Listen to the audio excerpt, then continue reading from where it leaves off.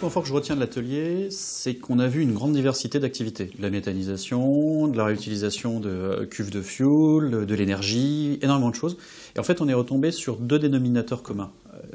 Deux dénominateurs communs, c'est d'abord la problématique du temps. Comment arriver à réintroduire du temps long dans toutes ces activités de recyclage, d'efficacité énergétique. Comment être capable de financer sur le long terme, là où l'économie s'est plutôt inspirée ou a plutôt dérivé sur le court terme. Et puis le deuxième dénominateur commun, c'est un problème organisationnel. Finalement, l'économie circulaire, ça consiste à mettre en relation des gens qui n'avaient pas l'habitude de se parler, d'échanger, de faire du commerce ensemble. Et on peut trouver par cette mise en relation une valeur ajoutée naturelle. Donc c'est vrai que ces deux dénominateurs sont très intéressants parce qu'en fait ils ont sous-tendu tous les débats, tous les échanges, bien au-delà de la diversité et des exemples parfois de la langue de canard, du pot de yaourt, etc. On a retrouvé toujours ces deux éléments. Comment financer sur le long terme et comment se parler à plusieurs. Là, on n'avait pas forcément l'habitude, ni l'idée, ni l'envie de faire du business ensemble. Les points forts que je retiens de cet atelier, il y en a plein. Je vais en citer deux particulièrement. D'abord le côté mise en réseau. Être capable de regrouper comme ça dans une salle des personnes d'horizons complètement différents qui viennent parler d'un même sujet, l'économie circulaire. Une des conclusions de l'atelier sur l'économie circulaire était de dire justement que pour que l'économie circulaire puisse être mise en œuvre, eh bien, il faut une association de personnes sur la chaîne de valeur, de personnes souvent différentes, qui ont des intérêts différents. Et bien, c'est d'arriver à les mettre, non pas forcément autour du même table, mais en tout cas à les mettre dans une même chaîne de valeur. En fait, c'est un petit peu ce qu'on a fait aujourd'hui, même complètement ce qu'on a fait aujourd'hui en mettant dans cette salle des gens de tous horizons. On se rend compte que les problématiques, les avis, les envies sont les mêmes. Et ça, pour moi, c'était un des gros points forts de cet atelier.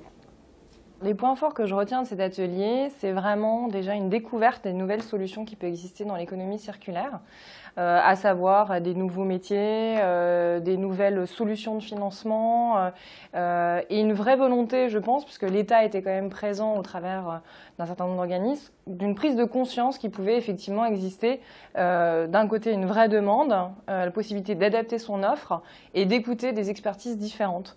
Et puis une dernière chose, et je pense que c'est un peu ça qu'on va retenir, ou en tout cas j'espère, c'est finalement qu'il faut organiser cette économie circulaire autour vraiment d'une cohésion, d'une mutualisation des pouvoirs publics, des pouvoirs privés, des entreprises. Il y a plusieurs points forts qui sont vraiment ressortis de cet atelier. D'abord la convivialité, je trouve que le format est très intéressant.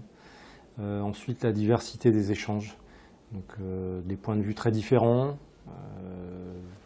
Des points de vue du public, des points de vue du privé, des points de vue d'entrepreneurs, des points de vue de grandes entreprises.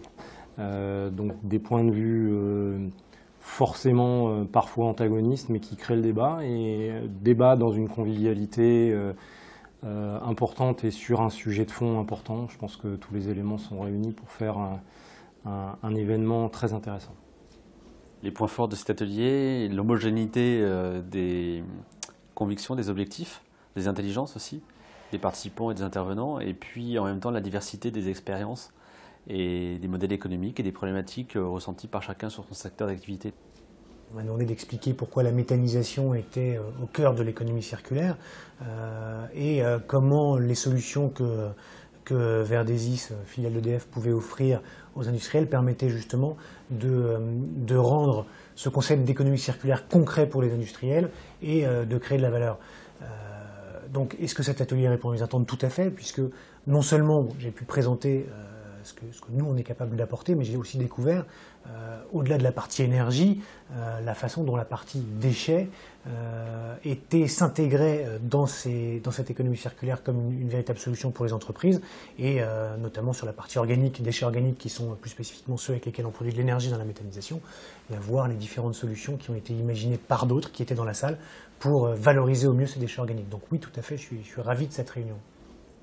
Cet atelier était vraiment un échange très formateur et qui amène à la réflexion sur ce qu'est l'économie circulaire et ce qu'elle n'est pas.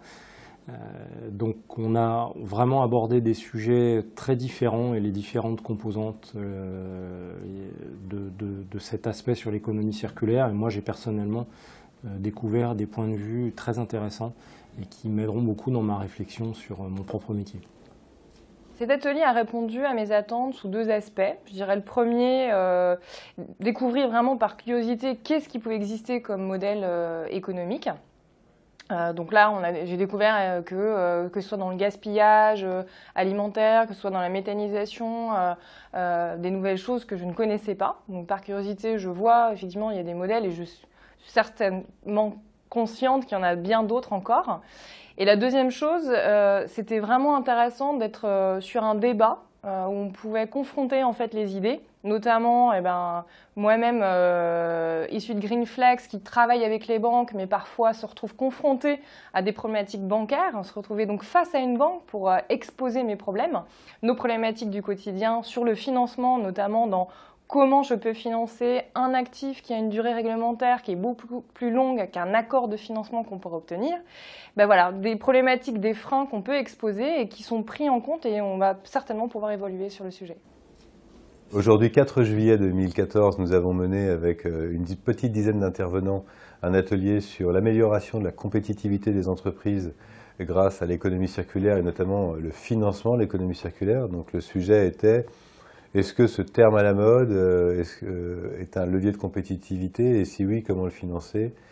On a eu des intervenants assez différents et le produit était extraordinairement dense, hétérogène et différenciant par rapport à tout ce qui existe sur l'économie circulaire. Je crois que, j'ai recensé plus de 14 ou 15 événements sur l'économie circulaire sur cette année. Nous avons souhaité un événement qui soit très orienté opérationnel, très orienté entreprise, compétitivité entreprise. Je crois que nous avons réussi notre pari.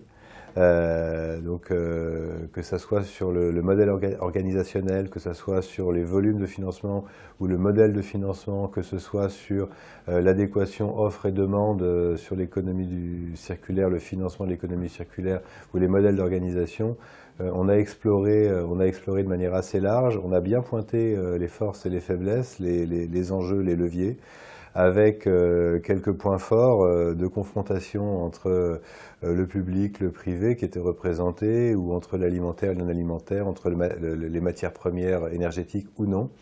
Venez, écoutez, profitez, vous ne l'entendrez pas partout.